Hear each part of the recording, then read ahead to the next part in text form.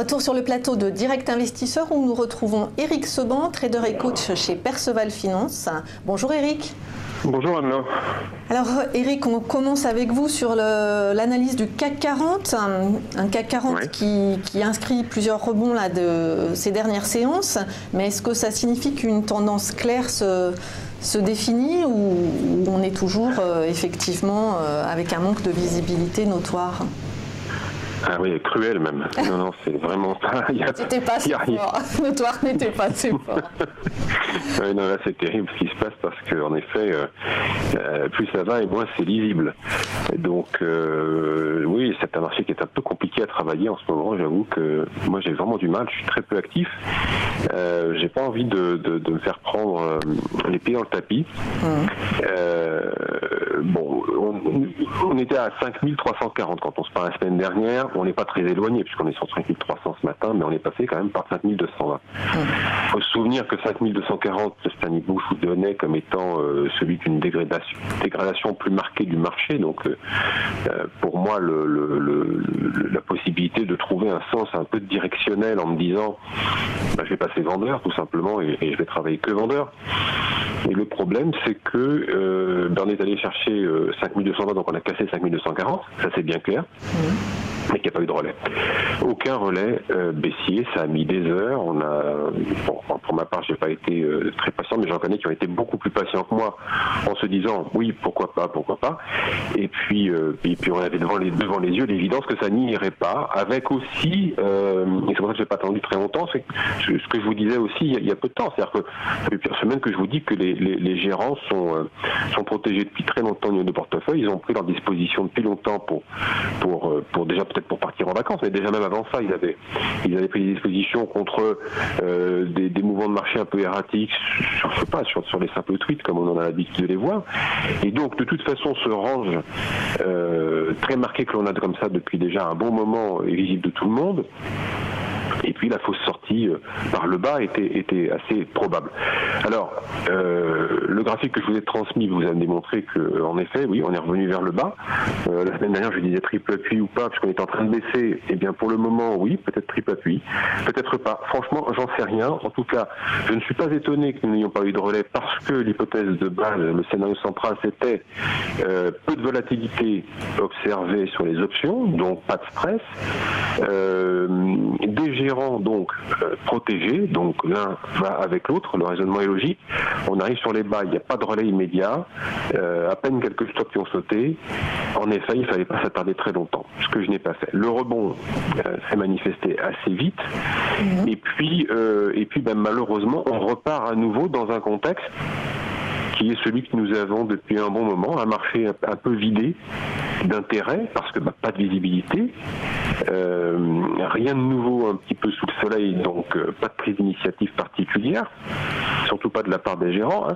Alors, on peut avoir des mouvements, parce qu'évidemment, quand il n'y a pas de densité, il suffit d'un peu d'algo, quelques specs à l'envers, et puis vous avez un mouvement qui se met en place.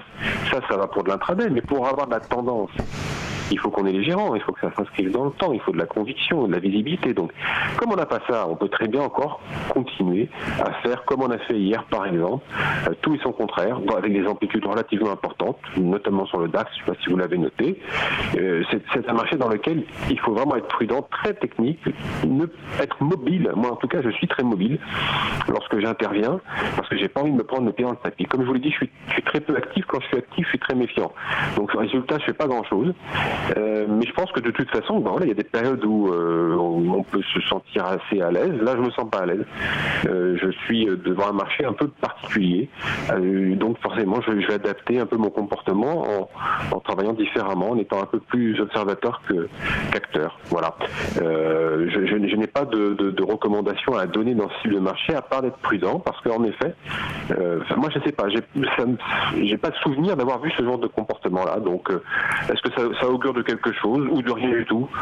Je vais attendre de savoir si on me donne la réponse. Mais en tout cas, pour le moment, tant que je n'ai pas de directionnel un peu plus marqué, je vais continuer à être prudent et observateur. Donc, du coup, Éric, vous me dites, vous n'avez pas vu ce comportement-là, mais surtout aussi longtemps, non? Parce que comme vous l'expliquez, c'est vrai qu'avant les vacances, avant l'été, on était déjà sur ce type de marché. Ben oui, c'est vrai, oui, on irait dans ce range que je vous ai bien tracé. Bon, mais là, il y a de l'amplitude. Si vous voulez, on va chercher les bandes basses, les bandes hautes. Bon, j'avais pris à défaut un pivot sur 5400. Bon, à faute de mieux. En attendant, au-dessus, ça fonctionnait sur les achats, en dessous, ça fonctionnait sur les ventes. Mais quand même, il y a quand même quelque chose de nouveau, c'est ce signal Chartis 5240 cassé. J'en reviens pas encore. J'ai beau m'y attendre, quand même. La façon dont ça s'est passé, voilà, je sais pas, peut-être me falloir encore 1 ou 2 jours pour m'en remettre. Mais je suis un peu là, je me dis, mais si ça continue comme ça, qu'est-ce qu'on va bien faire? Franchement, j'ai pas très envie de travailler dans un marché comme celui-là. Si ça continue comme ça, je sais pas ce que ça va donner. Il va falloir que je me ressaisisse. Et alors, est-ce que sur le marché d'échange avec l'euro-dollar, la visibilité est meilleure? Bah pas tellement malheureusement. Non. Alors sur l'échange en général, oui, ça va. Sur les positions que j'ai construites un peu plus diversifiées, ça va. Maintenant, je n'ai pas d'explication sur la raison pour laquelle ça va. Voilà, on a la livre qui s'amuse à faire les grands écarts. Donc ça porte évidemment, quand on est bien diversifié sur les devises, ça aide. Mais là sur l'euro-dollar, je suis toujours sur la position que je vous ai indiquée il y a déjà un moment. Le signal. Alors le problème c'est qu'elle dure parce que comme je vous l'avais dit, j'ai pris position sur la deuxième épaule, on est toujours au même niveau pour l'instant. Bon, voilà, on a arrêté, on a tenté de repartir, on est revenu, on fait pas un niveau plus bas, donc je suis toujours en position, j'attends. Tant qu'on va pas casser un 15, je reste là, en attendant évidemment de revenir vers la ligne de coup de cette épaule inversée assez grande qui se situe vers 17,50.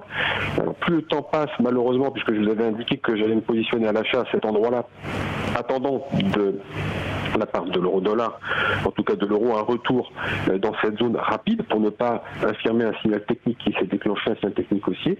Le problème c'est que ça dure, donc plus ça dure et moins le signal garde de la force, et donc il y a bien un moment, il va falloir que je prenne une décision. Alors, bon, comme je ne suis pas embêté sur cette position du tout, que j'ai pas là pour le coup, là, méfiance ou pas, je ne m'attends pas à grand chose. Pour l'instant c'est propre, ça reste propre, donc j'attends, je tiens ma position, j'ai pas d'impatience, notamment parce que bon voilà, il y a aussi beaucoup de choses autour sur d'autres devises sur lesquelles les choses se passent très bien, donc j'ai largement de l'avance pour me permettre un éventuel petit décrochage. Je reprendrai mes affaires à la baisse à partir du moment où on viendra casser un 15. Pour l'instant je reste encore sur cette figure, tant qu'elle n'est pas infirmée. En définitive, je déroule mon plan. Après voilà, les plans ils prennent plus ou moins de temps à se matérialiser, à se dérouler. Il prend un peu de temps. Bon, écoutez, c'est le retour des vacances de toute façon. Oui, mais vous savez, sur les marchés généralement avant les 2 premières semaines de septembre, il ne se passe pas grand-chose. Donc on est encore, ouais, traditionnellement c'est comme ça que ça se passe. Donc on est encore dans ce qui se passe habituellement. Alors bon, il est temps que ça se termine parce que moi ça y est, je suis rentré de vacances, j'ai envie de travailler. Donc j'espère que la semaine prochaine ça va bouger un peu plus. Et alors du coup, vous attendez que justement l'euro revienne à 1,15 $ pour passer à l'achat, c'est ça? Ah non, pas du tout, non, je suis déjà à l'achat, moi. Vous êtes déjà à l'achat. Je suis déjà à l'achat, ça fait déjà plus d'une semaine. Sur la deuxième épaule que je vous ai matérialisée, c'est le cercle numéro 2, c'est le même graphique qui est là depuis 15 jours, puisque j'ai proposé ce scénario quand on était à 17,50, là, sur ce qui est maintenant la ligne de coup légèrement inclinée. Donc j'ai déroulé mon plan, je continue d'attendre qu'il soit il se confirme, soit il s'infirme.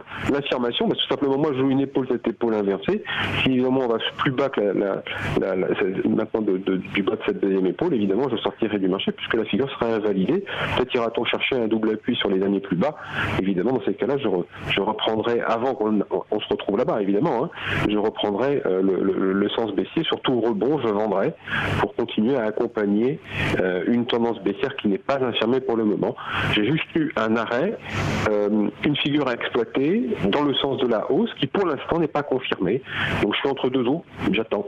Et alors donc, vous êtes à l'achat et vous avez quoi comme objectif? 1,17, c'est ce que vous me disiez tout à l'heure? 1,1750, c'est la ligne de coup. Moi, quand j'achète la deuxième épaule, sur une épaule cette épaule inversée, j'anticipe la mise en place de la figure. Pour l'instant, sa mise en place est en cours. À partir du moment où cette figure va se confirmer, la deuxième épaule va se dessiner, on va remonter vers 1,1750. Je vais commencer par alléger, et puis après, je vais attendre de voir ce que font les autres.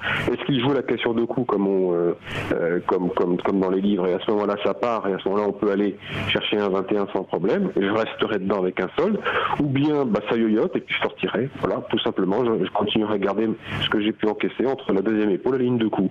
C'est une façon de travailler sur ce genre de figure qui est effectivement peu conventionnelle, mais qui présente l'avantage d'essayer d'anticiper une figure et d'avoir un stop court en ayant déjà encaissé quand tout le monde va peut-être se positionner à l'achat.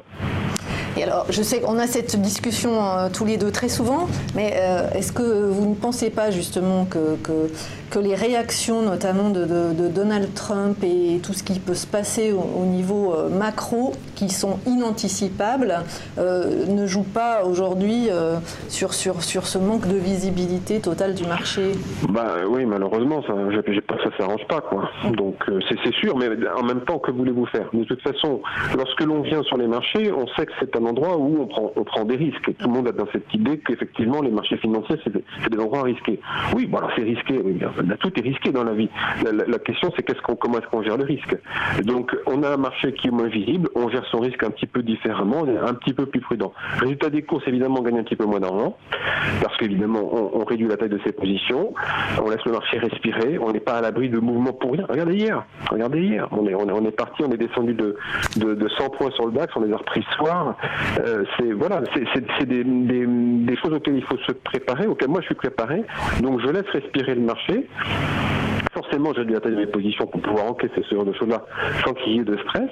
Mais comme je vous disais, j'ai peur que ça continue. Ben oui, j'ai peur qu'on doive continuer à travailler dans ces conditions-là, qui sont pas agréables. Hein. Donc, c'est une phase. Elle passera comme d'autres. J'imagine qu'à un moment ou à un autre, de toute façon, quelque chose va se passer pour que on ait un peu plus de volatilité, de visibilité surtout, avec peut-être un peu de directionnel marqué, un peu de vol. Bon, là, évidemment, je rêve, c'est exactement ce que j'aime, mais pourquoi pas? Enfin, de toute façon, la situation, pour l'instant, elle est bloquée. Je vous dis, tout le monde est protégé. Pourquoi? Contre les risques qui peuvent se produire, ceux que je viens de décrire. Et puis, comme il n'y a pas de visibilité, il n'y a pas d'appétit. Et puis, tant qu'on n'aura pas les opérateurs de conviction venir sur le marché, on n'aura pas le volume. Et quand il n'y aura pas le volume, il n'y aura pas de tendance. Donc, ça peut durer un bon moment comme ça. Qu'est-ce qu'il va se passer pour pouvoir déclencher une sortie de ce contexte? Je ne sais pas. Je suis prêt, j'attends, j'observe, je fais en fonction de ce que le marché me donne. C'est lui qui me donne le tempo, c'est pas l'inverse. Prudence donc sur les marchés. Merci beaucoup Éric Sevent, trader et coach chez Perceval Finance.